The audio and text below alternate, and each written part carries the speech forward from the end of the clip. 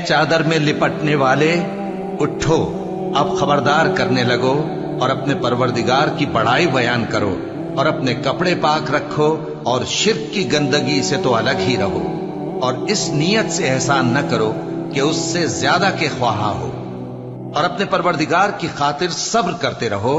फिर जब सूर फूंका जाएगा तो वो दिन मुश्किल का दिन होगा, यानी काफिरों पर आसान न होगा।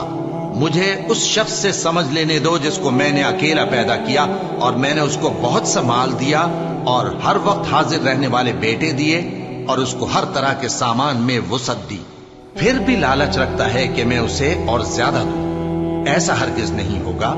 ये हमारी आयतों का बड़ा मुखालिफ रहा है। मैं इसे एक बड़ी चढ़ाई चढ़ाऊंगा। इसने गौर व फिक्र किया और एक बात ठहरा ली, ये मारा जाए। इसने कैसी तजवीज की